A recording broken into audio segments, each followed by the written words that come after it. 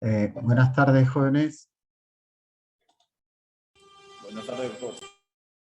Buenas tardes. Vamos a iniciar la clase de hoy eh, relativo a la cuestión etimológica y la evolución de la casación tanto en el derecho comparado como en el derecho nacional, ¿no? Es la clase número 10. El sílabo nos quiere hablar de la cuestión etimológica, ¿no? Seguramente deben haber escuchado en algunos otros cursos. La etimología tiene que ver con el origen de un término determinado, ¿no? Y en este caso vamos a hablar de la casación en sus orígenes etimológicos. O sea, ¿cómo nace la casación? ¿Qué se entiende por casación? ¿Cuál es el significado de la palabra casación en su origen? Desde el punto de vista de su origen. Entonces la etimología nos explica el origen de las palabras. Y precisamente el término casación nace en Roma, ¿no? Exactamente no la palabra casación, la idea de casación nace en Roma, ¿no? O sea, los recursos que se parecen a la casación, o sea, los recursos originales a partir de los cuales fueron evolucionando el derecho y se conoce hoy como recurso de casación. Pero en un principio, ojo, no se llamaba recurso de casación, ni tenía las características que tiene hoy. Entonces, conocer la etimología de una palabra nos da un panorama más amplio, nos da un panorama histórico de lo que significa recurso de casación el día de hoy, ¿no? Y nos hace ver desde el punto de vista de la evolución histórica cómo nace, cómo ha ido cambiando y cómo se convierte en lo que es actualmente, pues, el recurso de casación. Pues, en realidad, las instituciones más importantes, el estudio de las instituciones jurídicas más importantes debe comenzar con una explicación de su origen etimológico, pero no siempre lo hacemos, porque, bueno, no hay tiempo o a veces nos olvidamos de colocarlo en los sílabos. Bueno, en este caso, el docente principal del curso ha creído conveniente hablar de la etimología, ¿no? Y bueno, hasta cierto punto es razonable, dado que pues tenemos 2 unidades para hablar de recurso de casación. Entonces tenemos tiempo para hablar un poquito sobre el origen etimológico de la palabra, ¿no? Históricamente, dónde nace, cuál es la palabra de la cual se deriva, y cómo va cambiando, ¿no?, el significado de esta palabra en el tiempo. Y algunos otros aspectos también. También vamos a hablar cómo nace la casación en el Perú, pero especialmente cómo nace la casación en el campo laboral, que es lo que le interesa al curso que estamos desarrollando, ¿no? Entonces, esto un poco para entenderlo también en su visión y en su contexto histórico. Porque no sé si han llevado un curso, hay un curso que se llama Historia del Derecho, ¿no? O sea, hay otro curso, yo lo llevé, pero bueno, el docente que tuve no lo desarrolló muy bien. Derecho romano también, ¿no? Nos habla de la historia de las principales instituciones que hoy conocemos en el mundo del derecho, como dicen, romano-germánico, ¿no? Derecho romano-germánico es porque se nutre de las fuentes romanas y de la fuente del derecho alemán, ¿no? Pero nosotros tenemos esa corriente, esa vertiente del derecho. En muchas instituciones, no en todas, obviamente, pero en muchas instituciones. Vamos a compartir el PPT para ayuda a ir explicando los temas que hemos preparado para el día de hoy.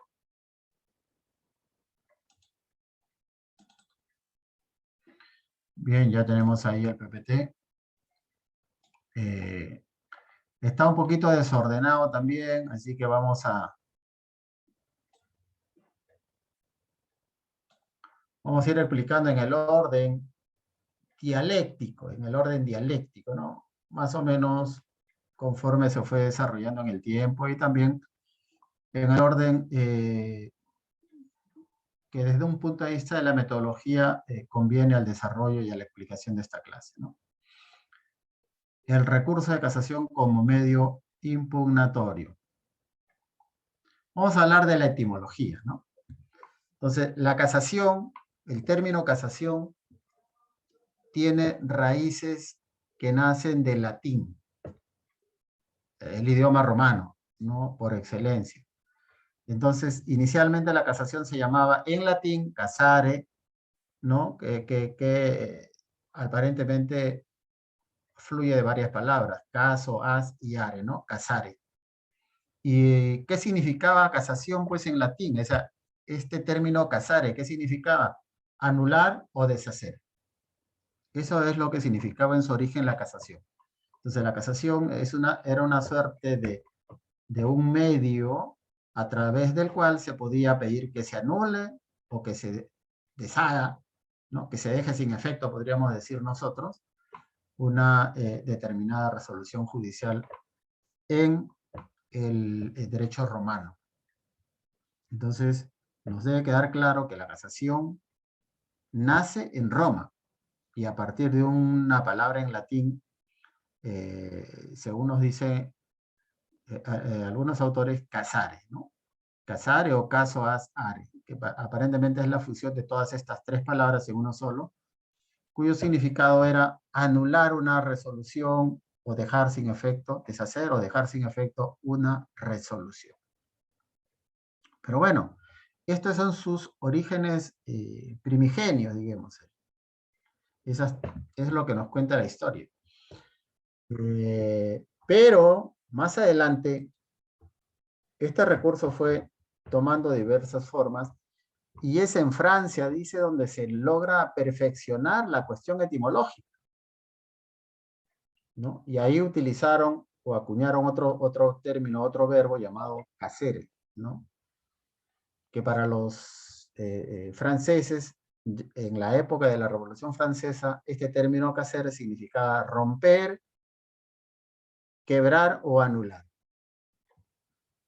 O sea, los franceses aparentemente perfeccionaron o ampliaron la idea o el concepto de lo que, desde un punto de vista etimológico, significaba la casación, ¿no?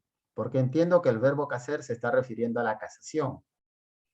Y la casación para los franceses, en la época de la Revolución Francesa, tenía dos significados. Uno, romper, y otro, quebrar o anular. Entonces vemos que, si bien es cierto que en la Revolución Francesa amplían el término, en esencia hay cierta coincidencia entre Roma y Francia. ¿Y la coincidencia cuál sería? En que casación significa anular. Es decir, es un medio, es un recurso que servía para pedir que se anule una sentencia. Y bueno, Francia, ¿en qué amplía? Bueno, en que utiliza otro término, romper. Pero romper, ¿qué significa? No es muy clara, no son muy claros los autores, pero yo diría que en el fondo romper es igual a quebrar o es igual a dejar sin efecto, ¿no? En el fondo aparentemente que están utilizando términos sinónimos. Pero bueno, de todo esto, lo que queda claro, lo que debe quedar claro para ustedes es que desde un punto de vista etimológico, la casación significaba anular una resolución. Eso debe quedar claro, ¿no? Porque acá en Roma, anular o deshacer lo utilizaban como sinónimo, ¿no? Anular o deshacer. Lo utilizan como sinónimo. Igual, acá en Francia, cuando dicen quebrar o anular, están utilizando. Quebrar significa anular y anular significa quebrar. Solo que lo ponen aparte a romper, que no es muy claro. Bueno, eso de romper no es muy claro en la explicación, Entonces uno puede darle varios sentidos interpretativos, ¿no? Pero para no confundir, prefiero dejarlo ahí, en lo básico, en lo esencial, que desde un punto de vista etimológico, la casación significa anular o dejar sin efecto una resolución. Y de lo que le estoy diciendo, de la explicación que se da, hay una suerte de deducción lógica. Si comparamos esto con lo que conocemos nosotros actualmente, pues desde un punto de vista etimológico podemos decir, haciendo una deducción, la casación, etimológicamente la casación no significa revocar. Y esos términos tienen que ir grabando. Anular, revocar, porque más adelante vamos a volver a utilizarlo. Es decir, etimológicamente, la casación de ninguna manera puede entenderse como una resolución revocatoria. ¿Qué significa revocatoria? Eso lo hemos explicado en clases anteriores. Para los que han estado en clase, han prestado atención, han tomado nota, deben recordar. Porque una pregunta de examen podría venir, señores, desde un punto de vista etimológico, ¿la casación significa revocar? Y alguien me va a decir, sí, sí es verdad. Error, pues. No significa revocar. Etimológicamente estamos explicando ahorita, significa anular o dejar sin efecto una resolución determinada. Eso de la revocatoria, yo les invito a una reflexión, a hacer memoria un poco, o revisar sus PPT en tema de apelación, recurso de apelación. Porque también vamos a hablar de revocatoria más adelante cuando hablemos del recurso de casación en la actualidad, tal como está concebida en la Ley Procesal de Trabajo. Vamos a hablar de eso. Bien, continuando. En Francia, la casación ya se utiliza o se viene utilizando desde el siglo XVII, ¿no? ¿Y para qué servía en Francia desde esa época? Pues para reparar los agravios. O sea, para reparar, dice, los mismos agravios que hoy repara. Entonces, ¿a qué se refiere? Bueno, la casación tenía por efecto, pues, corregir o reparar los vicios. Cuando hablamos de agravio, ya hemos dicho también que debe entenderse como vicios o errores, de hecho o de derecho. ¿No es cierto? Bueno, eso es en casación, pero no, digo, en apelación, perdón, disculpe. En apelación, de hecho, derecho, en apelación. En casación, con algunas explicaciones que ya venimos dando, no se ven hechos. ¿Qué es lo que se ve en casación? Derecho, tema de derecho. Por lo tanto, ¿a qué vicio se refiere? En Francia, ¿qué tipo de vicios ya se reparaban? Vicios de derecho. Vicios de derecho. ¿No? Entonces, desde la época de la Revolución Francesa, en la que en Francia crean la casación, tal como la conocemos en la actualidad, la casación tenía por objeto reparar los agravios de derecho.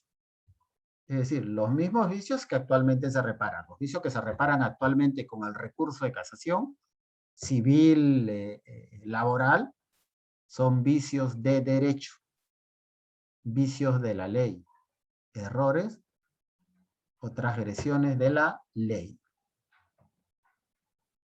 Bueno, esta primera parte creo que ha sido bastante clara, ¿no?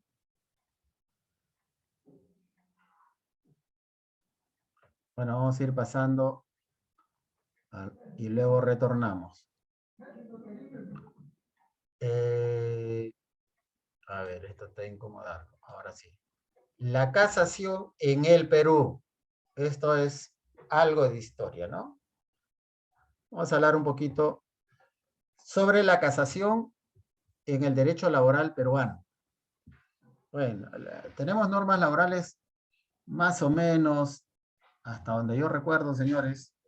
No tengo memoria de elefante porque si no les diría con exactitud porque lo he leído un montón de veces, pero más o menos tenemos normas laborales de 1919 más o menos, ¿no? Que se van gestando y se van dando las primeras normas laborales. Pues bien, en el derecho peruano, estas primeras normas que se fueron dando en 1919 y en adelante, nunca hablaron del recurso de casación. O sea, nunca se reguló por ejemplo, en el Código de Procedimientos Civiles de 1912, actualmente sustituido por el Código Procesal Civil. Es decir, en ese código anterior ya derogado, Código de Procedimientos Civiles de 1912, no se hablaba de la casación. No existía el recurso de casación. Ni en el ámbito civil ni en el ámbito penal. Tampoco en el Código de Procedimientos Penales, porque así se llamaba anteriormente, procedimientos. Hoy día se habla de proceso. En ese Código de Procedimientos Penales tampoco se hablaba del recurso de casación. En el Código de Procedimientos Penales se hablaba del recurso de nulidad. Mire, la nulidad en aquella época era considerado como un recurso. Hoy día ya desapareció. La nulidad no es un recurso. La nulidad hoy día, en el ámbito procesal civil, es un remedio. Y eso mismo se aplica con la ley procesal de trabajo, es decir, en el proceso laboral. La nulidad no es un recurso, pues, ¿no? Eso hemos hablado ya anteriormente de los recursos. O sea, los remedios y los recursos. ¿Cuáles son los remedios? La nulidad, que se utiliza en un incidente, la oposición, y los recursos son otros, ¿no? El recurso de reposición y el recurso de apelación y el recurso de casación, del cual ya estamos estudiando preliminarmente algunos aspectos. Bien, entonces las primeras normas laborales, en general, las primeras normas legales en general en el Perú, ignoraron, desconocieron, omitieron hablar del recurso de casación. Bueno, ni siquiera de la casación en sí, ¿no? En el Perú. Posteriormente, ¿cuándo se habla del recurso de casación o cuándo se habla de la casación en Perú? Recién en 1991, mire, ve, con la Ley Orgánica del Poder Judicial, en la que habla, esta Ley Orgánica del Poder Judicial habla de que la casación procede en determinados casos de acuerdo a ley. ¿Qué quería decir? Que la Ley Orgánica dejaba para que a posterioridad en alguna ley se pudiera señalar en qué casos procedía el recurso de casación. Pues bien, en el Código Procesal Civil de 1992, ¿no? En el Código Procesal Civil de 1992, recién se introdujo en el ámbito civil el recurso de casación.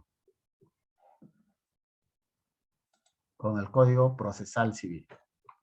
Para el ámbito civil. Y en el ámbito laboral, recién en 1996, con la derogada ley 26636, recién se introduce, recién se regula la casación en materia laboral. Vean ustedes, ¿no? El recurso de casación resulta un recurso relativamente nuevo en el ámbito procesal laboral.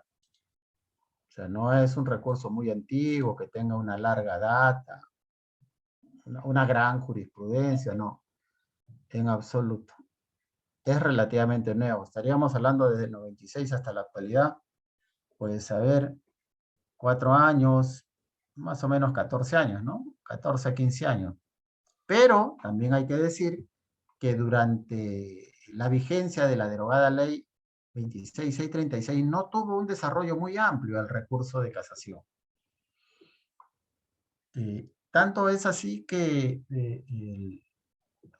la única finalidad del recurso de casación con la derogada ley era unificar criterios jurisdiccionales. Unificar criterios jurisprudenciales, diríamos en otros términos, ¿no?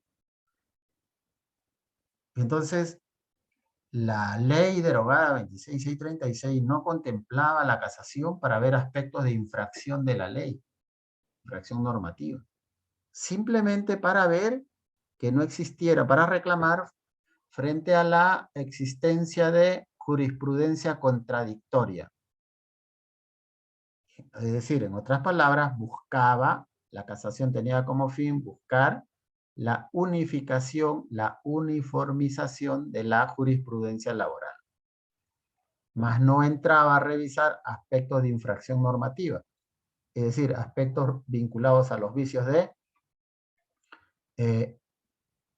interpretación o aplicación de la ley. Y en aquella época también, en materia de unificación de criterios jurisdiccionales, del año 1996 en adelante, tampoco habían precedentes judiciales vinculantes. O sea, no había ninguna sentencia judicial de la Corte Suprema que fuera un precedente de obligatoria observancia por los jueces. No había ninguna. Y entonces, ¿qué jurisprudencia se trataba de unificar? Bueno, las diversas jurisprudencias que dictaba la Corte Suprema en materia laboral, ¿no? De las cuales uno no sabía cuáles eran vinculantes y cuáles no. En realidad podías invocar cualquiera para reclamar una deseada unificación, ¿no? Cosa bien difícil, pues, ¿no? Si todas tus jurisprudencias son dispersas y contradictorias, a veces las mismas jurisprudencias que dicta la Corte Suprema son contradictorias en esa época. Entonces, ¿de qué unificación estamos hablando? Era un deseo más que una realidad en aquella época, ¿no? Porque hay un detalle que quiero que tengan en cuenta. Si ustedes se dan el trabajo de revisar la jurisprudencia de la Corte Suprema de hace unos 20 años, unos 30 años, hasta la actualidad, sobre determinadas normas civiles, laborales, ustedes se van a dar cuenta ustedes se van a dar cuenta que existe jurisprudencia de la Corte Suprema como en una bodega, como en un mini market. Es decir, a escoger. Si usted quiere encontrar una en contra, usted la va a encontrar. Y si usted quiere encontrar una jurisprudencia a favor, usted la va a encontrar. De una misma norma. Entonces, hay jurisprudencia contradictoria en la Corte Suprema. De diferentes normas civiles, ¿ah? Entonces, yo me he dado cuenta de eso recién también, ¿ah? Hace pocos años. Hay un servicio por internet que viene, al cual puede usted inscribirse, suscribirse y pagar, por cierto, y le permiten acceso a su archivo de toda la jurisprudencia que ha dictado la Corte Suprema, tanto de las normas procesales civiles, de las normas civiles, laborales y de algunas otras normas, incluso constitucionales. Artículo por artículo. Y entonces ahí, si usted busca, por decir, a ver, sobre prescripción adquisitiva de dominio, ¿no? Tema civil, y usted revisa el mismo artículo del Código Civil, y viene, no sé, 20, 30, 50, 100 jurisprudencia. Y usted las revisa, va a encontrar contradictorias. Como que también va a encontrar que al principio decían una cosa y al final están diciendo otra, o sea, ha cambiado de criterio. Por eso mismo son contradictorios, porque el criterio inicial de hace 10, 20 años ya no es el mismo que tienen ahora en algunos aspectos. Entonces, esa contradicción se buscaba combatir a través de la casación con la ley 26636, ya derogada desde 1996. Pero era bien difícil, bien compleja, por lo mismo que no existían precedentes judiciales. ¿Esa situación ha cambiado en el ámbito laboral? Sí, ha cambiado, como vamos a ver. La actual Ley Procesal de Trabajo 29497, vigente desde el 2010, regula el recurso de casación, ¿no? Pero tiene yo no diría defecto, sino es algo que se observa. O sea, el actual recurso de casación, según la Ley Procesal de Trabajo, omite indicar cuáles son los fines de la casación. O sea, no los menciona expresamente. Pero si usted lee el conjunto de normas que regula la casación, ahí está. De modo implícito, ahí está señalado los fines de la casación. ¿Y cómo puede darse cuenta cuáles son los fines de la casación? Cuando usted va a revisar las causales de la casación. Cuando usted revisa las causales de la casación en la nueva ley 29.497, de ahí fluye de manera implícita cuáles son los fines de la casación. Y son dos, adelantando algunas cosas. Son dos las causales, es decir, son dos los fines de la casación. Las causales serían la infracción normativa y la unificación de la jurisprudencia laboral.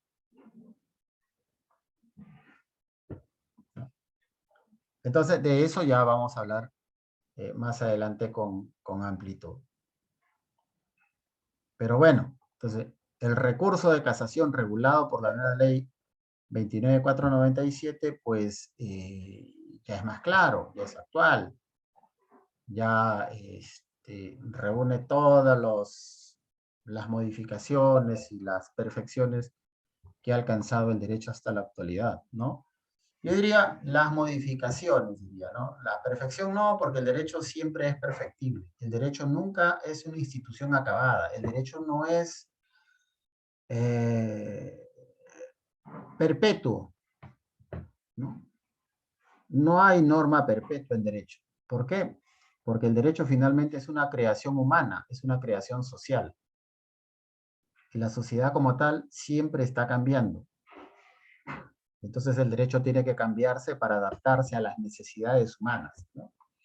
A ver, alguien me decía, hace muchos años en el aula un docente decía que, pues,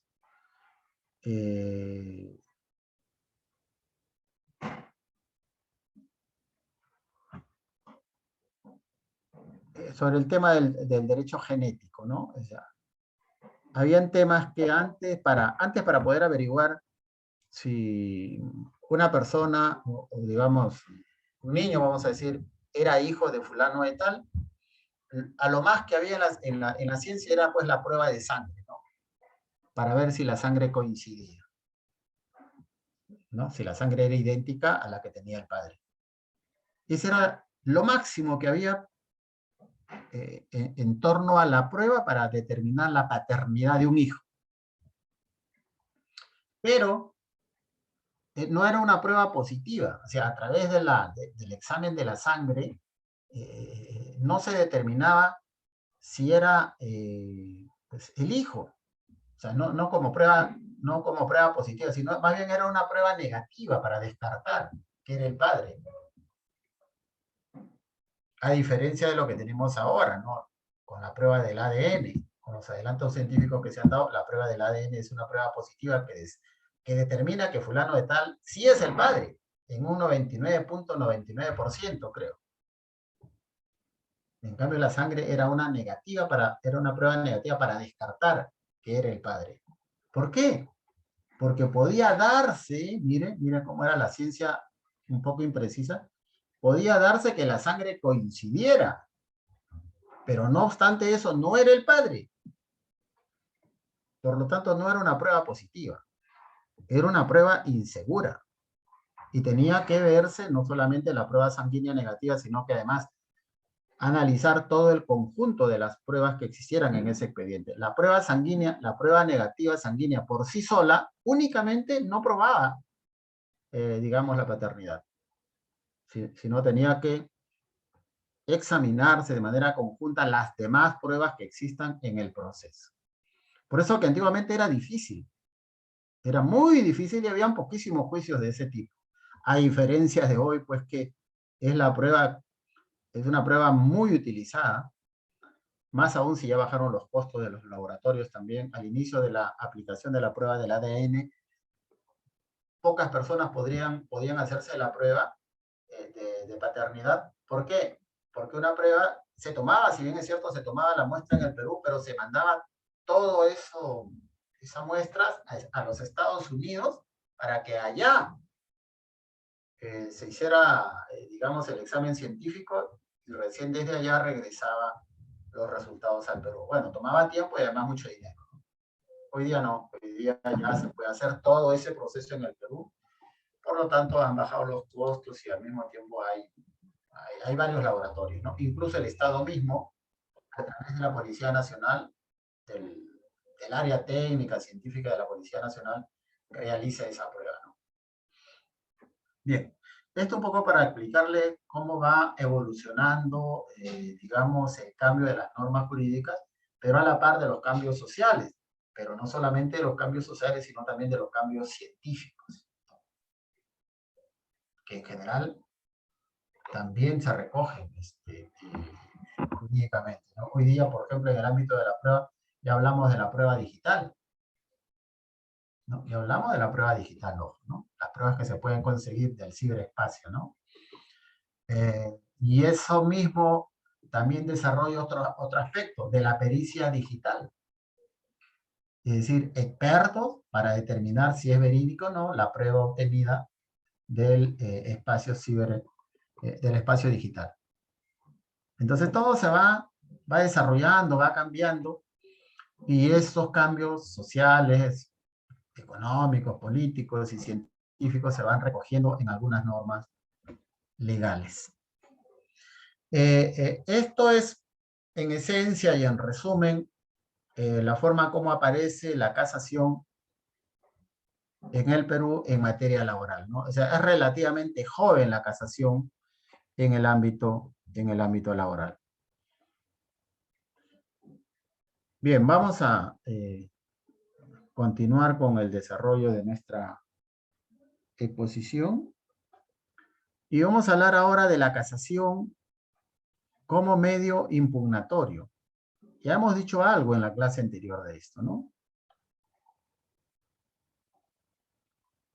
La casación como medio impugnatorio.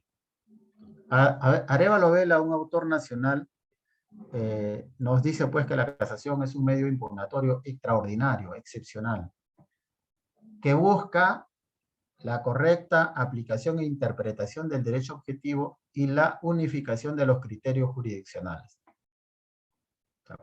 Aquí Arévalo Vela nos está hablando de dos cosas. En primer lugar, algo que estoy remarcando para que le quede claro, que el recurso de casación es un medio impugnatorio, ¿cierto? Igual que la apelación. La apelación también es un medio impugnatorio. ¿La diferencia cuál es? La apelación es un medio impugnatorio ordinario. En tanto que el recurso de casación, ahorita ya estoy hablando del recurso de casación, el recurso de casación es un medio impugnatorio extraordinario, ¿no? Eso nos dice por un lado Arévalo Vela. Y por otro lado nos dice, cuando dices busca o se busca, está hablando de la finalidad, de los fines de la casación. ¿Y cuáles son los fines de la casación según Arévalo Vela? Son dos. La correcta aplicación e interpretación de la ley. Cuando te dice derecho objetivo, te está hablando de la ley. De las normas jurídicas, podría decirse también. Y dos, la unificación de los criterios jurisdiccionales. En otras palabras, ¿qué? La unificación de la jurisprudencia laboral. Esos son los dos fines de la casación actual. Entonces, como medio impugnatorio extraordinario, ¿por qué la casación es un medio impugnatorio extraordinario? Porque no nos conduce a una tercera instancia, sino nos conduce a una instancia excepcional, extraordinaria, a una instancia, podríamos decir, única. Única en el sentido que ahí solo se ve temas de derecho. Ambas cosas son de derecho. ¿Cuáles? La correcta aplicación e interpretación de la ley y la unificación de la jurisprudencia laboral. Ambos aspectos son de derecho, porque cuando revisen la jurisprudencia, si en la casación se ha pedido que se revise la jurisprudencia, es decir, en la casación se tiene que invocar la violación, en el escrito de casación, la violación o la transgresión de la jurisprudencia vinculante tal. Usted tiene que identificar qué jurisprudencia vinculante se ha vulnerado, se ha transgredido o se ha dejado de aplicar. en el caso concreto que usted conoce. Pero no se va a ingresar a analizar hechos, ni se va a ingresar a analizar pruebas. Suficiente que se compruebe que efectivamente que existe jurisprudencia vinculante y que esa jurisprudencia vinculante no ha sido aplicada o se ha vulnerado, ¿no?, esa jurisprudencia vinculante. Entonces ya Arevalo Vela nos habla de los fines de la casación. Y como yo le digo, los fines se derivan ¿de qué? De las causales de casación que están literalmente señaladas en la ley.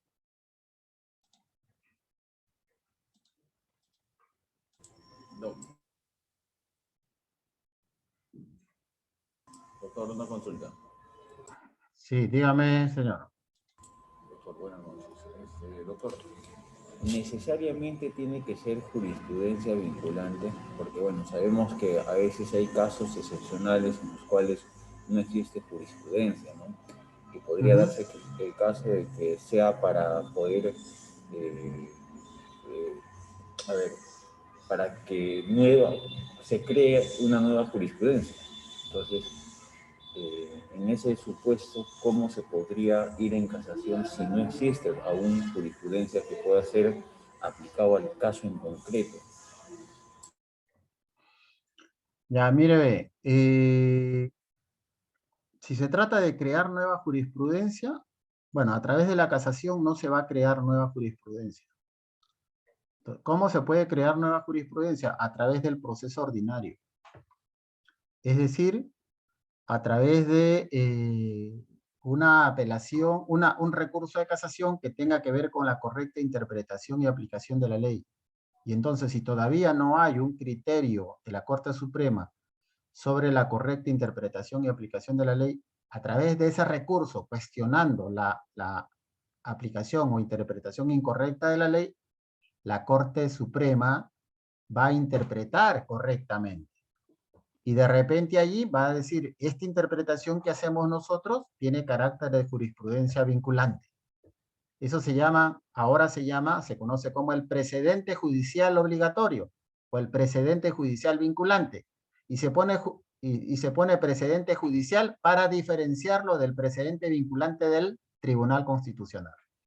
Entonces, no es a través del recurso de casación en la que se cuestione una jurisprudencia cómo va a lograr crear una interpretación de una ley. La unificación de la jurisprudencia tiene que ver necesariamente, en eso se distingue pues de la ley 26.636 ya derogada. Usted puede cuestionar los criterios jurisprudenciales, pero que tengan naturaleza vinculante. Ahora son pocos, cierto, pero existen. Son pocos, pero existen precedentes judiciales vinculantes. Entonces, si un juez dicta una sentencia vulnerando, desconociendo esa jurisprudencia vinculante dictada por la Corte Suprema en otros procesos, pues usted alega esa causal. Y si no existe jurisprudencia vinculante, no puede pues usted alegar esta causal, la segunda causal, ¿no? Si no existe, lo que tiene usted que es adecuarlo al primero. Y decir, oiga, no aplicó la ley tal, no interpretó correctamente la ley tal, ¿no? Y entonces usted dirá, sin necesidad de que exista jurisprudencia, usted dirá, para eso, bueno, va a tener que estudiar derecho, pues, ¿no? Usted dirá, la interpretación correcta es esta, aplicando tal sistema o metodología de la interpretación. Y de repente también podría reforzarlo con la interpretación que puede haber dado la Corte Suprema sobre esa misma norma, si es que existe, aun cuando no tenga el carácter de vinculante, pero a veces la Corte Suprema dicta resoluciones que no tienen el carácter de vinculante, pero allí hace una interpretación. Entonces, es la interpretación correcta de esa norma que ha dado la Corte Suprema sin haberla establecido como precedente vinculante. No hay un parámetro para decir, en estos casos la Corte Suprema tiene que decir que este precedente, esta sentencia es vinculante. Y en estas otras, la Corte Suprema tiene que decir que no es vinculante. No hay un parámetro, señor. No hay reglas para eso. Eso queda a criterio de la Corte Suprema, a la interpretación de la Corte Suprema, ¿no? Pero más o menos las reglas que podría seguir, que no es claro, pero en cambio en el Tribunal Constitucional sí es más claro esa regla. En el Tribunal Constitucional, por ejemplo, para poner como vinculante una determinada decisión, una de las reglas es que sobre ese mismo caso o sobre esa misma norma, el tribunal haya dictado, bueno, varias resoluciones, podría decir, no se dice el número, pero bastantes resoluciones, interpretando la ley A, vamos a decir. Sobre la ley A se han dictado 10, 20, 30 sentencias. Y siempre el tribunal la interpreta en ese sentido, ¿no? Y entonces, el tribunal cree, bueno, de que ese criterio ya debe establecerse como precedente y vinculante a efecto de que los jueces resuelvan igual que el TC, para evitar que le lleguen más casos directamente al TC. Porque cuando hay precedente vinculante del TC, los jueces están obligados a aplicar ese criterio, no pueden cambiarlo. Y si los jueces ya lo aplican, no llegarán pues al TC, ¿no? Pero sin embargo, a nivel de la Corte Suprema no hay un parámetro. Por eso mismo hay pocos precedentes vinculantes. Bueno, espero haber contribuido con algo a aclarar su idea. Voy a sacar el número. Que allá te van a decir su audio, por favor. Él tiene ya su ficha ahí, que él cuando se acuerda que le salieron unas ronchas. Su audio, señorita. Y cuando lo medicaron lo sedaron, pues lo intoxicó y todo. Y se fue. Voy a silenciar. Si no cierra su audio, la voy a silenciar.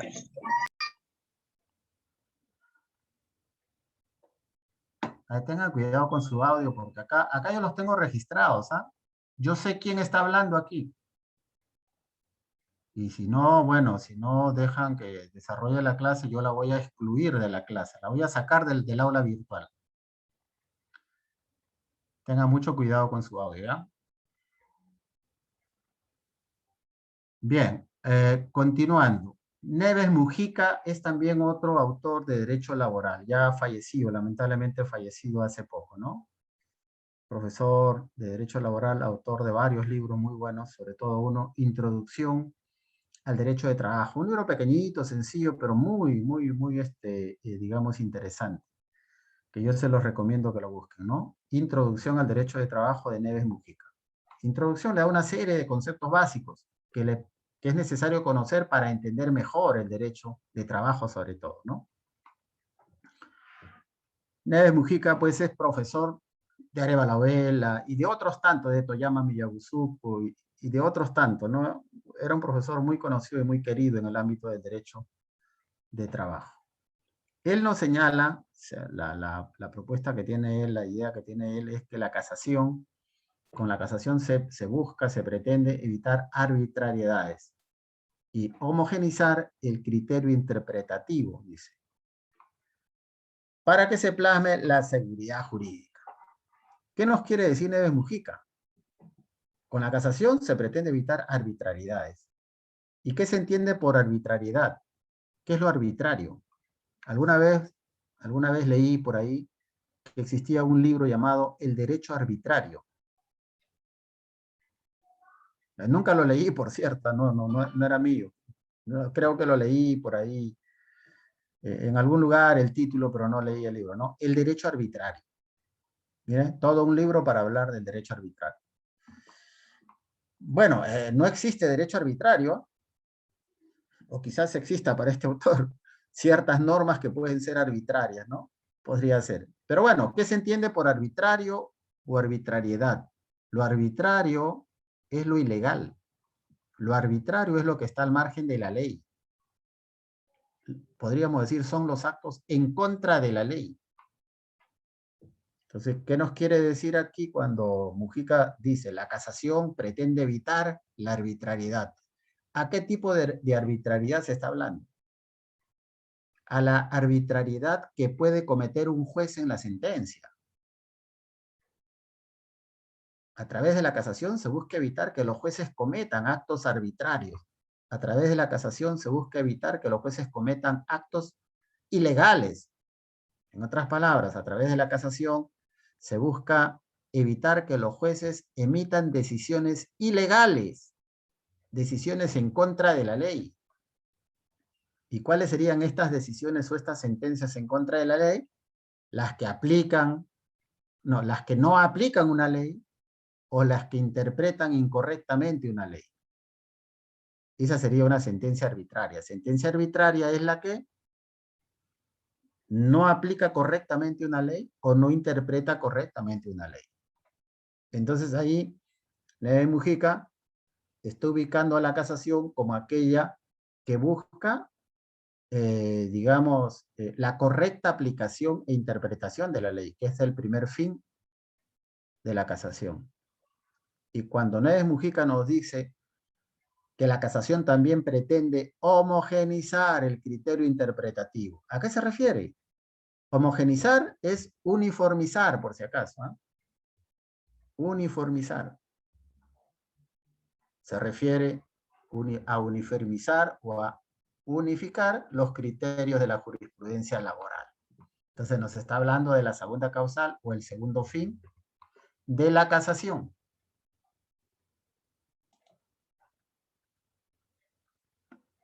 ¿Para qué? Dice, cuando él nos dice para que se plasma, nos está diciendo para qué. La casación combate la arbitrariedad y homogeneiza el criterio interpretativo. ¿Para qué? Para darle seguridad jurídica a las partes. Finalmente, la casación busca dar seguridad jurídica.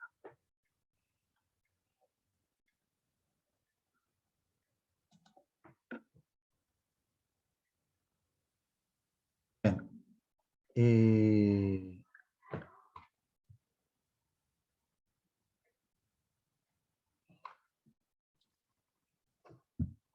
A ver, hay otro concepto. ¿Qué es la casación? Es un medio impugnatorio también extraordinario. Aquí nos aclara que no da lugar a una instancia, se refiere no da lugar a una tercera instancia, por medio del cual el Estado, dice, busca controlar la adecuada aplicación de las normas jurídicas en los casos concretos, para brindar seguridad jurídica, así como unificar los criterios jurisdiccionales.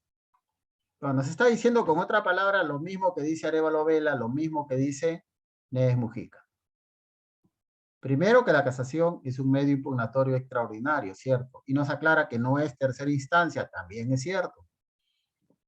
Y luego nos dice el Estado busca, o sea, cuando nos dice el Estado hay que entender que a través de los órganos jurisdiccionales, a través de los jueces, el Estado busca controlar la correcta aplicación e interpretación de la ley y la unificación de los criterios jurisprudenciales, la unificación de los criterios de la jurisprudencia laboral.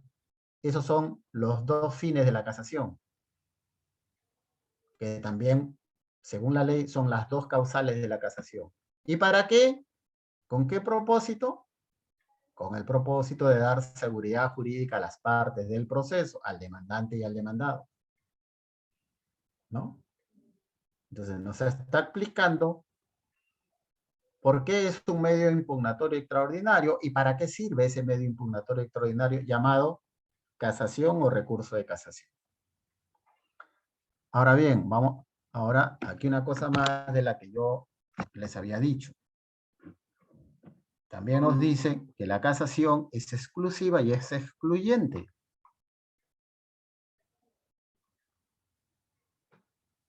A ver, interesante esto, ¿no? Exclusiva y excluyente en el examen de las cuestiones de derecho de la sentencia impugnada. No es tercera instancia. O sea, no estamos frente a un recurso ordinario. Bueno, ya lo dijimos. La casación supervisa la adecuada aplicación e interpretación de las normas por parte de los jueces. Bien, vamos a explicar esto de qué entendemos por exclusiva. Bueno, cuando se dice que la casación es exclusiva, yo la entiendo como que la casación trata única y exclusivamente de examinar las cuestiones de derecho de la sentencia impugnada. Es decir, cuando usted interpone un recurso de casación, usted tiene que cuestionar únicamente cuestiones de derecho de la sentencia.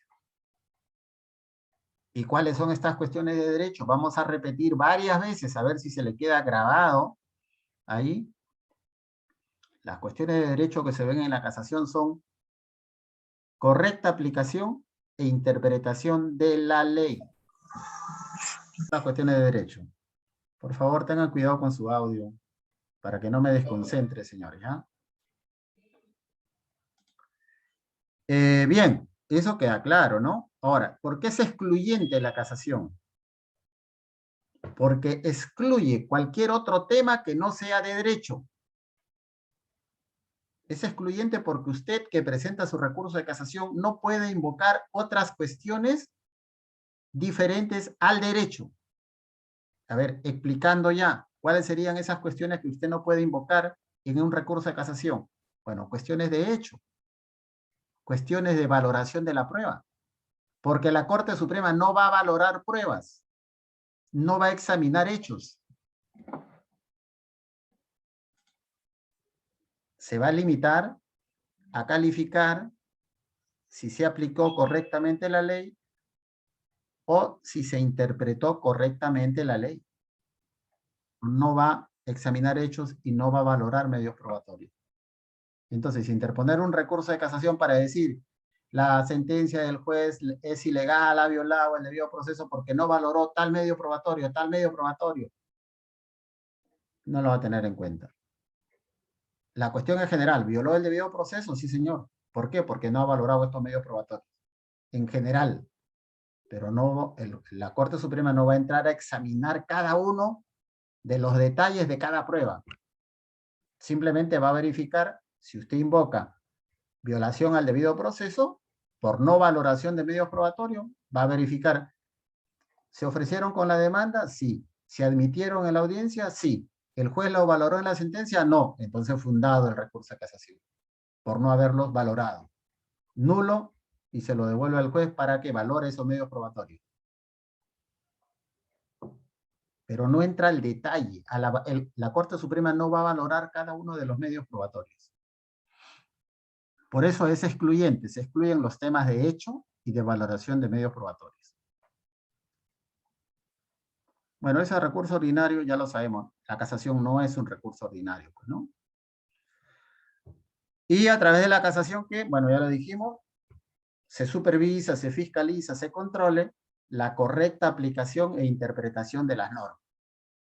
Ese es el trabajo de los jueces de casación. ¿Alguna pregunta hasta acá? Bueno, parece que es claro, señores, ¿no? Ahora vamos a hablar de los fines de la casación. Desde el punto de vista de la doctrina, señores, ¿ya? Desde el punto de vista de la doctrina. Pero antes de eso, vamos a tomar lista para que el sistema nos registre a todos, porque yo también tengo que pasar lista, señores. Y paso lista cuando le tomo la asistencia a ustedes.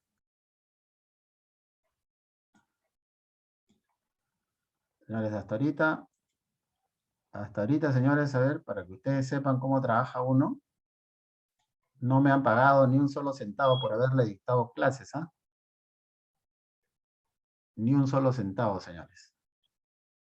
Aquí estamos por amor a la docencia y por amor a la patria. Gracias, doctor. No, señorita, tampoco. Tampoco muy amable usted. Sino un poco para que vean que, digamos, la universidad pues es así, el Estado es así, es frío. A veces no considera determinadas situaciones, ¿no?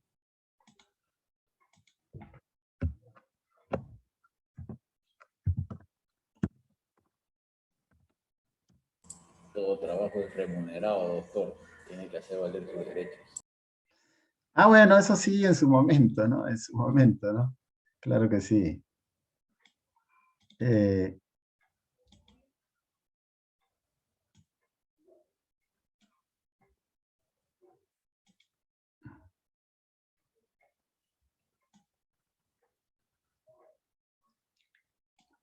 A ver, vamos a asociar, hay que asociar aquí a la clase, dice, señores. La clase.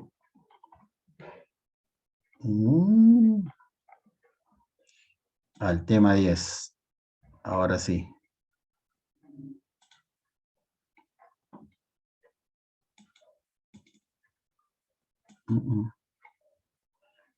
Al tema número 10. Bien, señores. Acosta Pineda.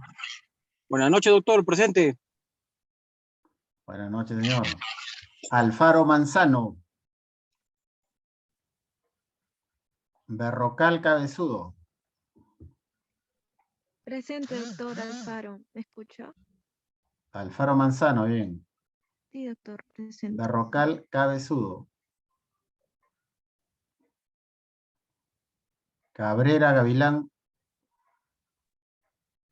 Buenas noches, doctor presente. Buenas noches. Cabrera Paco. Doctor, buenas noches. Presente. Buenas noches. Carmona Flores. Presente, doctor. Buenas noches. Buenas noches. Castillón Santi. Presente, doctor. Buenas noches. Buenas noches. Cabero Hernández. Presente, doctor, buenas noches. Bien. Coragua Prado. Presente, doctor, buenas noches. Buenas noches. Cochachi Suárez. Presente, doctor, buenas noches. Buenas noches. Cornejo Flores. Buenas noches, doctor, presente. Buenas noches. Cruz Chambi. Buenas noches, doctor presente. Buenas noches. Cueto Taipe.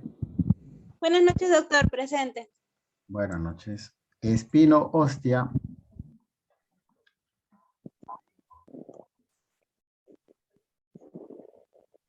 Falcón Guerra. Buenas noches, doctor, presente. Buenas noches. Flores Rojas. Doctor, presente, buenas noches. Buenas noches. Galvez Arquiñiva. Presente, doctor, buenas noches. Buenas noches. García Rivas. Presente, doctor, buenas noches. Buenas noches. Geldres Cagna.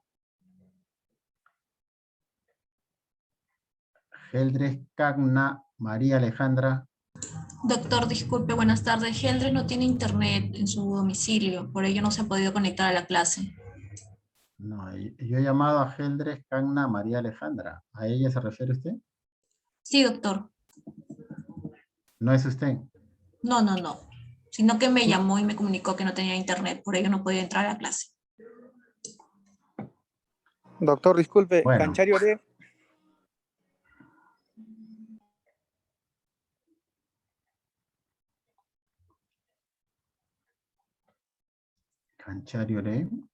Canchario D. Davis. Sí, doctor, sí. Bien, ya está registrado. Gracias, doctor. Bueno, continuando. González Asensio, Carla. Doctor, buenas noches, presente. Buenas noches. Guevara Fuentes. Buenas noches, doctor, presente. Buenas noches. Gutiérrez Tito. Presente, doctor, buenas noches. Buenas noches. Herencia Bendezú. Presente, doctor, buenas noches. Buenas noches. Hernández Tic Yahuanca. Presente, doctor, buenas noches. Buenas noches. Guamán Palomino. Presente, doctor, buenas noches. Buenas noches. Guaripau Carquichua. Presente, doctor, buenas noches. Buenas noches. Jiménez Espinosa. Presente, doctor, buenas noches. Buenas noches. Macotela Paco. Macotela Paco Juana Rosa. Presente, doctor, buenas tardes. Buenas tardes. Malqui Gómez. Presente, doctor, buenas tardes. Buenas tardes. Mamani Tipo. Presente, doctor, buenas tardes. Buenas tardes. Marzano Rojas. Presente, doctor, buenas noches. Buenas noches. Morales Garavito. Doctor, buenas noches, presente. Buenas noches. Morales Miranda. Morón Maguiño. Doctor, buenas noches, presente. Morales Miranda. Ya, muy bien. Morón Maguiño. Presente, doctor, buenas noches. Buenas noches. Olivera Ramírez. Doctor, presente, buenas noches. Buenas noches. Oreferia. Doctor, buenas noches, presente. Doctor, disculpe la interrupción. La Dígame. lista de grupos se la hago llevar a su correo electrónico o su WhatsApp. ¿Dónde Correo es más factible? electrónico. Correo electrónico, señor. Ya, doctor, gracias, permiso. Pero no, ¿usted lo va a enviar al institucional? Sí, ¿o a cuál doctor? A mi WhatsApp, no, al institucional no, señor, a mi WhatsApp. Ya, doctor, mejor, no hay problema. Muy bien. Ormeño Gutiérrez. Buenas noches, doctor presente. Buenas noches. Pariona Quispe. Presente, doctor. Bien. Peceros Ramos. Buenas noches, doctor. Presente. Buenas noches. Peralta Bernaola. Buenas noches, doctor. Presente. Buenas noches. Pillaca Vargas. Buenas noches, presente. Uría Janto.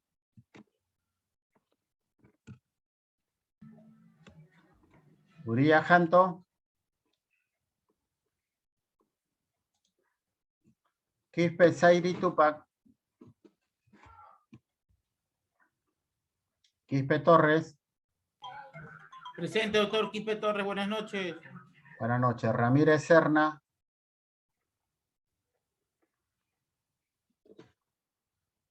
Ramos Torres. Presente, doctor, buenas noches. Buenas noches. Reyes Janampa. Doctor, buenas noches. Presente. Buenas noches. Roja Flores. Presente, doctor. Buenas noches. Buenas noches. Roja Remolino. Doctor, buenas noches. Presente.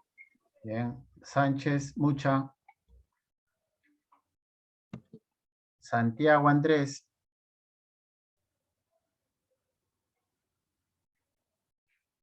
Santiago Andrés Rita. Silva Casavilca. Presente. Bien. Sotelo Pisconte. Presente, doctor. Buenas noches. Buenas noches. Suina Ivonne. Presente, doctor. Buenas tardes. Buenas tardes. Vilca Antonio. Presente, doctor. Buenas noches. Buenas noches. Vilca Pizango. Vilca Pizango. Vilca Toma Pedraza. Presente, doctor. Buenas noches. Buenas noches. Y Sanabria Wilca. Presente, doctor. Buenas noches. Doctor, disculpe. Buenas noches. Santiago Andrés, tengo problemas de conectividad. Santiago Andrés. Rita del Pilar, doctor. Buenas noches. Ya, correcto. Santiago Andrés ya tenía falta ya. Vamos a... Gracias. Bien, a ver, ¿alguien más? También Vilca Pizango tiene falta. Quispe Zaitupa, doctor. Buenas noches. Quispe Zairitupa también tiene falta. Bueno, vamos a corregir. Doctor, buenas noches. Sánchez Mucha me ha comunicado que su internet está fallando, pero he escrito en el chat. Sánchez Mucha, ya señor. Correcto. Doctor, Vilca me ha llamado, dice que no tiene internet en su casa. Es que el internet de WOW se ha caído y por ello no tiene internet, todo el día no ha tenido. Ya, Vilca Pizango tiene falta. Levantamos por esa situación. Ya, también Puría Janto tiene falta. Y Ramírez Serna Kiara también tiene falta. Ya, a ver, ¿alguien más que falte su asistencia? Ya, ahí queda, señores. Vamos a cerrar este tema de la asistencia. Guardar la asistencia, aceptar. A ver. Por segunda vez, guardar asistencia, aceptar. Y ahí. Ahí quedó, señores. Doctor, Entonces vamos. una consulta. El, Ya. el trabajo o el oficio que dejó la semana pasada, ¿ese ya incluía con los integrantes del grupo o recién para este trabajo de esta semana? No, individual. Cuando sea trabajo grupal va a salir en el sistema que es trabajo grupal. Hasta ahorita no hay ningún grupo. No, bueno, ustedes ya lo tienen, pero yo no lo he subido. El docente tiene que subir eso acá, crear los grupos en el aula virtual. Ya todo, el trabajo es individual. Ah, ya listo, doctor. Gracias. Bien. Vamos a hablar de los fines de la casación. Ya nos quedan algunos minutos nada más, ¿no? Desde el punto de vista de la doctrina. Esto es lo que dice la doctrina. No está en la ley. Los fines de la casación son 3. Nomofiláctica, uniformizador y dicológica. dique lógica, ¿no? Nomofiláctica, ¿por qué? Según Nieva, un tratadista, dice que la casación busca pues la tutela o la protección del ordenamiento jurídico. O sea, a través de la casación lo que se busca proteger son las leyes, son las normas que recogen las leyes, porque usted sabe que una ley tiene un montón de normas, ¿no? Incluso un artículo puede tener 2 o más normas. Las normas vienen a ser reglas de derecho, con una consecuencia jurídica. Por ejemplo, ahí, para entender mejor, ampliamente lo que es una norma jurídica, hay que leer, pues, Introducción al Derecho, de un abogado y docente universitario que está de moda. ¿Saben a quién me refiero? Aníbal Torres Vázquez. No, según los alumnos de la San Marcos, dice que le llaman Caníbal Torres, ¿no? Bueno, entonces, desde un punto de vista nomofiláctico, la casación tiene como razón principal proteger el ordenamiento jurídico, ¿no? Sería proteger la correcta aplicación, la correcta interpretación de las normas del ordenamiento jurídico. Y desde un punto de vista uniformizador, según Priori, Priori es un autor nacional, la otra finalidad de la casación, según Priori, es uniformizar la jurisprudencia, ¿no? ¿Y qué significa uniformizar la jurisprudencia? Es unificar los criterios de la jurisprudencia, ¿no? Que todos los casos en los que se aplique una norma sean idénticos, pues, a nivel nacional. Y eso solo se puede lograr, ya saliendo un poquito de esto, eso solo se puede lograr ¿cuándo? Cuando la Corte Suprema dicte precedentes judiciales vinculantes. Cuando hay un precedente judicial vinculante dictado por la Corte Suprema, el juez no se puede apartar. Eso es una falta grave. Aparte de que puede interponerse un recurso de casación, ese juez puede ser quejado ante el órgano de control y sancionado severamente. Entonces, de ahí radica la importancia de que existan precedentes judiciales vinculantes. Y la importancia también de que el estudiante en primer lugar y el abogado conozca pues los precedentes judiciales vinculantes. Y eso no está publicado, pues, ¿qué le digo? En un librito determinado.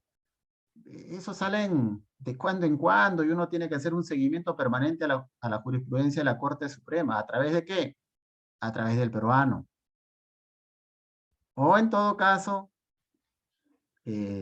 buscar a través del internet. A veces usted puede, precedente judicial vinculante sobre tal cosa, si existe le va a salir, ¿ah?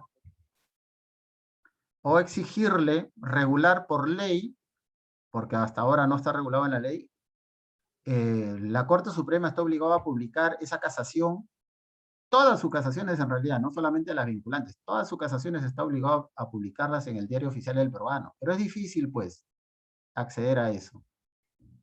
Ahora algo más fácil, más accesible sería que por ley se obliga a la Corte Suprema a publicarlo en Internet. Así como lo tiene el Tribunal Constitucional. Que en su página web, creo que se llama página web, se publique, ¿no?, todas las sentencias vinculantes que tiene la Corte Suprema. Y creo que de algún modo se puede acceder. Usted entra a la página Poder Judicial y por ahí busca, me parece que existe. Bueno, yo he encontrado jurisprudencia, pero no están actualizadas. Hay algunas vinculantes, ¿no? Pero sería ideal que tuviera una página exclusiva para publicar los precedentes judiciales vinculantes, de forma tal que uno ya sabe, a esta página tengo que ingresar para encontrar todos los precedentes judiciales vinculantes dictados por la Corte Suprema. En todas las áreas, no solamente en el área laboral, ¿no? Bueno, de repente falta eso, o de repente falta que yo conozca pues más de tecnología, ¿no? Pudiera ser eso también, por ahí viene una recomendación de importancia. Ustedes como estudiantes tienen que manejar más, mucho más que el docente de la tecnología digital, ¿no? ¿Por qué le digo eso? Porque a veces yo no puedo encontrar una jurisprudencia, pero le digo a un trabajador joven, un cesigrista, y él me encuentra la jurisprudencia. ¿Por qué? Porque conoce más que yo, pues, de temas de computación, temas digitales, ¿no? Bueno, el otro fin de la casación, según la doctrina, es el fin diquelógico. Debería ser diquelógico, pero acá dice diquelógica.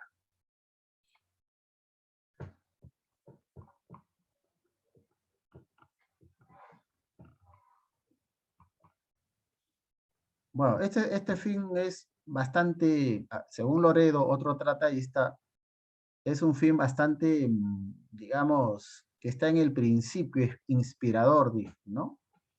El objetivo de la casación es necesariamente la potestad del recurrente para solicitar y obtener determinación del derecho para el caso concreto. Bueno, hay algunos autores, señores, algunos tratadistas, que de verdad son bastantes, son poco claros cuando escriben. Son, como decimos a veces, un poco enredados cuando escriben. Son un poco confusos cuando escriben, ¿no? Utilizan una serie de palabras enredadas que uno no le entiende lo que dice, ¿no? Entonces acá Loredo, ¿qué nos quiere decir? Yo he hecho la transcripción porque es la única que creo entenderle algo, ¿no? Porque dice más cosas, ¿no? He hecho este resumen, ¿no? Creo que el fin diquelógico o diquelógica tiene que ver con la potestad o la facultad del recurrente. ¿Y quién es el recurrente? La persona que interpone el recurso de casación. Entonces tiene que ver este fin diquelógica con la facultad que tiene la persona que interpone el recurso de casación para pedir y obtener una respuesta correcta del derecho en el caso concreto. ¿En el caso concreto qué es? En el juicio en concreto, en el proceso que está cuestionando, ¿no? Es decir, a través del recurso de casación le pedimos a los órganos jurisdiccionales que nos den una respuesta de derecho que resuelva nuestro reclamo judicial, si se quiere, a través del recurso de casación. Bueno, eso es cierto también, ¿no? O sea, cuando usted presenta un recurso de casación, ¿qué está haciendo? Le está pidiendo usted al Estado, a través de los jueces, que corrijan el error de hecho o de derecho, ¿no? Es más o menos sería eso, pedir al Estado y recibir del Estado una respuesta de derecho en el sentido de que disponga la corrección de ese vicio, de ese error de derecho. Sino que aquí lo confunde cuando dice, y obtener la determinación del derecho. Es un poco vago, un poco gaseoso, ¿no? Pero creo que el sentido del fin diquelógico es que el justiciable, a través del recurso de casación, tiene el derecho a pedir y a recibir una respuesta que corrija, una respuesta judicial que corrija el vicio o el error de derecho que contiene la sentencia cuestionada, ¿no? Por eso se le cuestiona, a través de un recurso de casación, ¿para qué? Para que se revise y se determine, es decir, se diga cuál es la correcta interpretación de la ley o cuál es la correcta aplicación de la norma. Porque a través del recurso de casación, precisamente la Corte Suprema va a decir cuál es la correcta interpretación de la ley. Y también va a decir que la norma aplicada no es la correcta. Y va a señalar cuál es la norma que se debe aplicar a ese caso concreto. Porque a veces también puede haber omisión en aplicación de una norma. Ojo, eso de la correcta aplicación tiene que ver no solo con aplicar una norma incorrecta, sino tiene que ver con la respuesta que debe dar la Corte Suprema, señalando cuál es la norma correcta que debe aplicarse para resolver ese caso concreto. De forma tal que cuando se declare nula la sentencia y retorne donde el juez o donde la sala superior, donde la sala laboral, el juez ya tiene la respuesta en la sentencia casatoria y ya sabe cuál es la norma correcta que debe aplicar.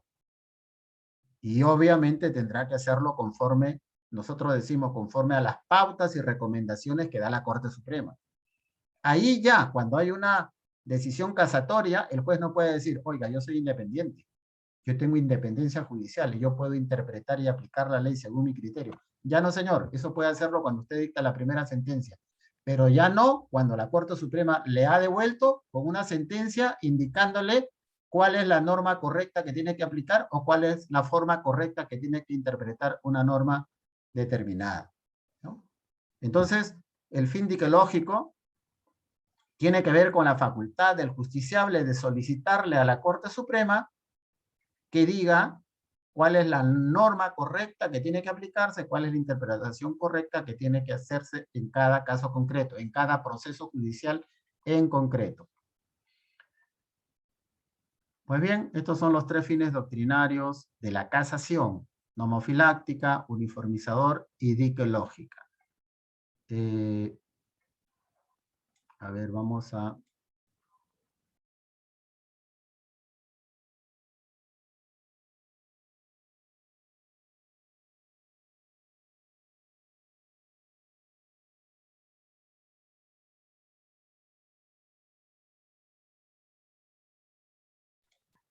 Bueno, señores, ya estamos terminando nuestra clase. Los fines de la casación, desde el punto de vista de la doctrina, pero ya en el derecho peruano, es decir, según la nueva ley procesal de trabajo. Por eso, hemos revisado Arévalo Vela, ¿no? A propósito, haciendo un paréntesis, señores, para hacer este resumen apretado de más o menos 1 hora y algunos minutos, he tenido que revisar por lo menos 6 libros, ¿no? Y de los 6 libros, pues uno encuentra un poquito de cada cosa, ¿no? O sea, si voy a trabajar con un solo libro, pues no puedo reunir este resumen que tengo aquí en el PPT para poder explicarlo en clase, porque definitivamente, ¿no? Cada autor desarrolla algunos temas y otros no dicen nada.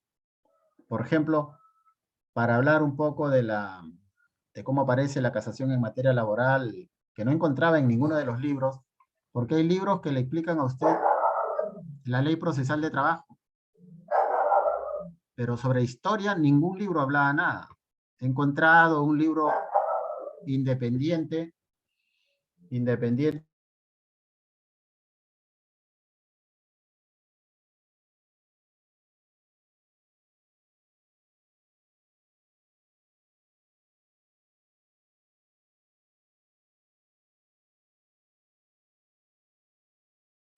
Bueno, encontré eso un poco en un libro que había comprado sobre diversas instituciones del derecho de trabajo, ¿no? Arévalo Vela precisamente es quien desarrolla esa parte de la aparición y el desarrollo histórico del recurso de casación en el Perú.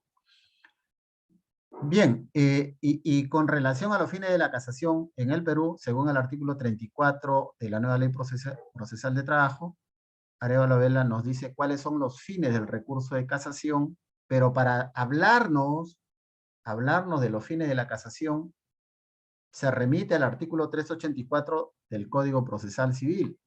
Arévalo Vela nos dice, el artículo 34 no señala taxativamente, explícitamente, cuáles son los fines del recurso de casación laboral. Pero luego dice, en concordancia con el artículo 384 del CPC, es decir, Arévalo Vela, para interpretar los fines del recurso de casación laboral, se va al artículo 384 del CPC y a partir de ahí dice, los fines del recurso de casación laboral son 2. Ojo, según Arévalo Vela, son 2. Tiene una finalidad nomofiláctica y tiene una finalidad uniformizadora.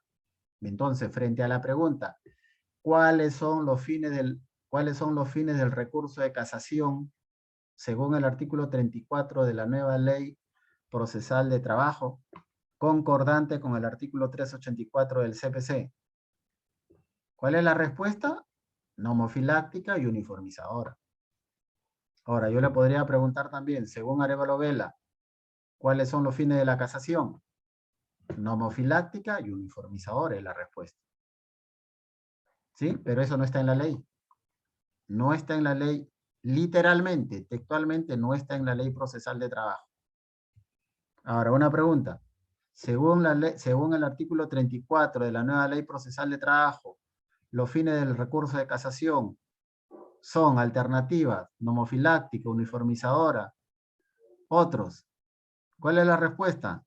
Ninguna de las anteriores.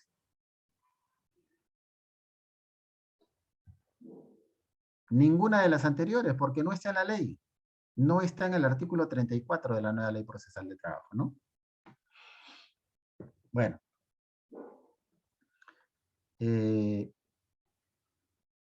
¿Cuáles son los fines de la casación según Campos, otro autor Bueno, él nos repite que es un recurso extraordinario y que tendría dos finalidades.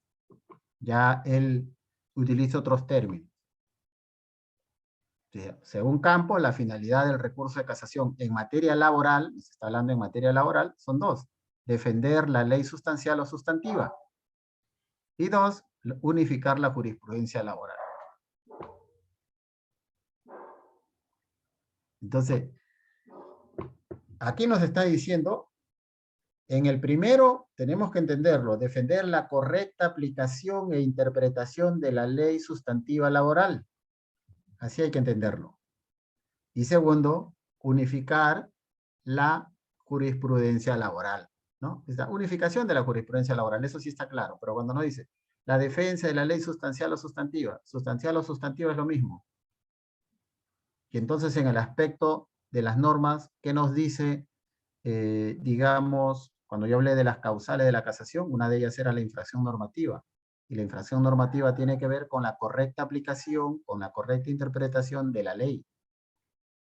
Cuando digo ley estoy generalizando, debería decir con la correcta aplicación e interpretación de las normas jurídicas o de las normas legales. Entonces, para Campos, estas son las dos finalidades del recurso de casación en materia laboral. En el fondo coinciden, ¿ah? Arévalo Vela coincide. Porque ¿cuál es la finalidad nomofiláctica? La protección del ordenamiento jurídico, la protección de la ley, la protección de la correcta aplicación, la correcta interpretación de la ley. ¿Y cuál es la finalidad uniformizadora? Unificar la jurisprudencia laboral. O sea, en el fondo, con términos distintos, Arévalo Vela y Campos coinciden en lo mismo. Bueno, este es el poder pues, que hay que desarrollar, ¿no? La capacidad de generalizar algunos conceptos, ¿no? Bien, señores, eso sería todo. A ver, bueno, ya como le he explicado de manera desordenada, y ahora estamos nuevamente con la historia de la casación en el Perú. Finalmente, señores, ya tengo algunos minutos. Las críticas a la casación en la nueva ley procesal de trabajo. Y para decir esto también tuve que recurrir a Arévalo Vela. Arévalo Vela es uno de los creadores de la nueva ley procesal de trabajo. Es decir, es uno de los docentes y profesores universitarios que estuvieron en la comisión que elaboró el anteproyecto de la ley. Y él, precisamente conocedor y autor de esta ley, dice, en el anteproyecto que nosotros elaboramos, señalábamos explícitamente, expresamente las infracciones normativas por las que se podía interponer recurso de casación, de tal modo que este recurso de casación no se convierta en un factor de dilación, de demora del proceso laboral. Y concluye, dice, lamentablemente el Congreso, lamentablemente el Poder Legislativo, modificó el texto presentado, es decir, modificó el anteproyecto, introduciendo una causal genérica, prescindiendo de la enumeración de las causales casatorias que contenía el texto original. ¿Cuál texto original? El texto del anteproyecto. Esta modificación contribuye al factor de demora y confusión en el trámite del recurso de casación.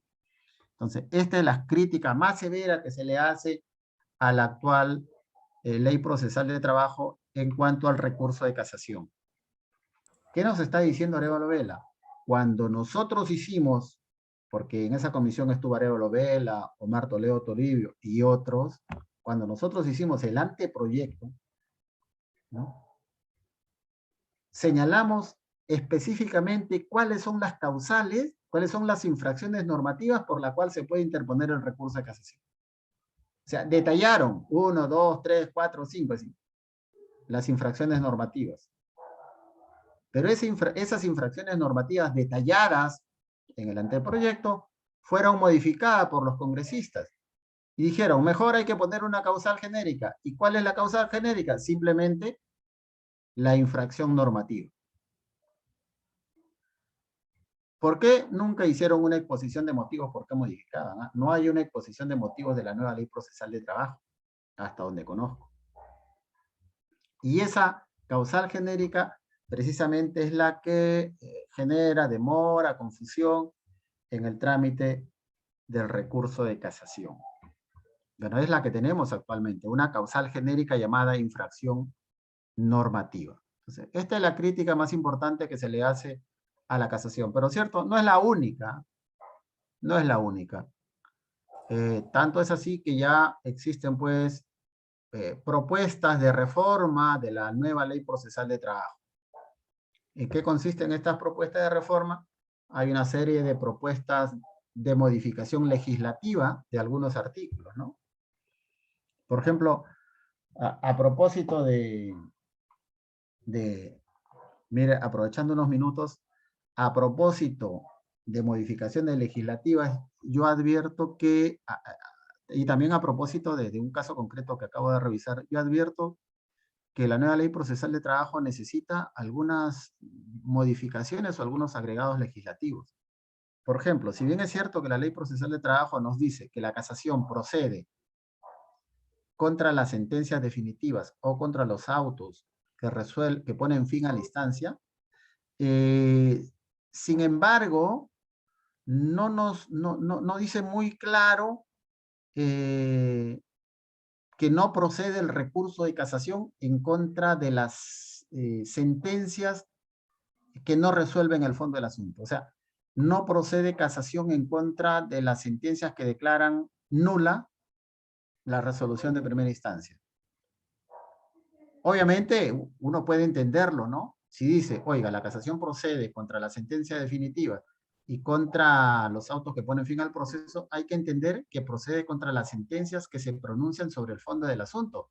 Y cuando la sala laboral declara nula una sentencia del juez laboral, no se está pronunciando sobre el fondo del asunto, lo está declarando nulo por algún vicio. Y como la sala laboral solo es mesa de parte, recibe y eleva lima, y quien resuelve el recurso de casación es la Corte Suprema, ¿qué sucede? Que hay casos, se presentan, y acabo de ver uno de ellos, me parece pues una omisión legislativa que hay que subsanar para evitar este tipo de cosas. Señores, presentaron un recurso de casación en contra de una sentencia de la sala laboral de Ica que declaraba nula la sentencia del juez laboral. Y como la sala no califica, la sala lo envió a Lima. Y Lima resolvió y dijo, no procede, pues señor, porque aquí no se han pronunciado sobre el fondo del asunto, por lo tanto, improcedente su recurso de casación. Pero para decir eso, improcedente su recurso de casación, se demoraron 2 años.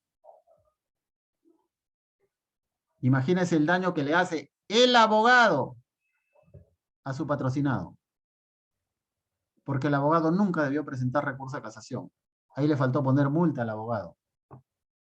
Por lo tanto, si ponemos ahí un agregado, no procede, no hace daño a nadie, ¿no? Poner un agregado en la norma, no procede la casación contra las sentencias que declaran nula la decisión de primera instancia. Doctor, pero cuando declaran nula no retorna a la primera instancia para que puedan dar otro nuevo pronunciamiento. No retorna, señor, si usted interpone un recurso de casación, pues. Si usted interpone un recurso de casación, no retorna. Doctor, tiene que irse a la Corte. Doctor, pero no procedería la casación porque aún no ha dado fin a la instancia, porque solamente está declarando la nulidad y por tanto tendría que retornar a la primera instancia para que se puedan pronunciar o para que dé un nuevo pronunciamiento otro juez. Ya, dígame usted, ¿y quién debe decir que no procede? La casación. Pero, o sea, no debería proceder porque no está poniendo fin a la instancia, solamente está declarando nulo. Ya lo dijo usted, mire, ya lo dijo usted, yo lo escuché, yo le hago una pregunta y respóndame. ¿Quién debe declarar improcedente el recurso de casación?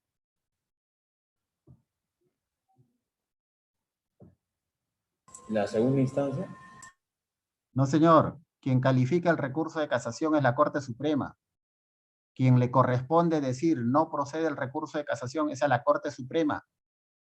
Por eso yo estoy proponiendo, ahí hay un vacío, yo estoy proponiendo, comentando con ustedes que son estudiantes, ¿no? Y justamente el claustro universitario, las aulas universitarias es para debatir este tipo de cosas también, ¿no? Algunas cosas que no están en la ley, no están en la clase, pero se relacionan con la clase.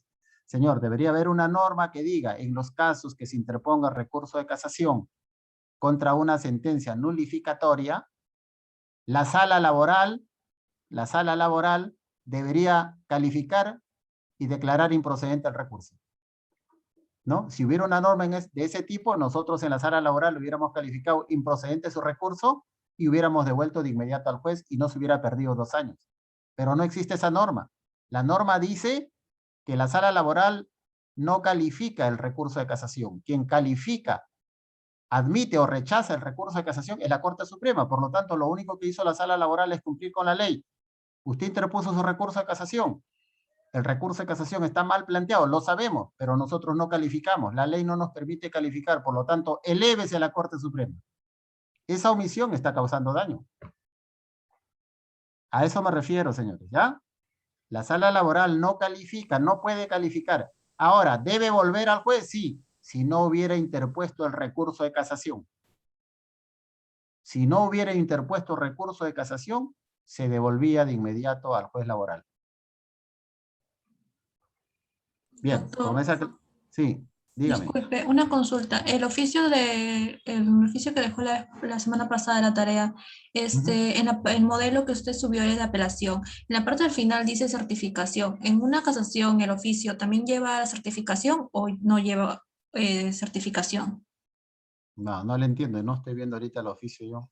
No le entiendo. ¿Certificación de qué? ¿Qué decía? ¿Certifica qué en ese recurso de apelación?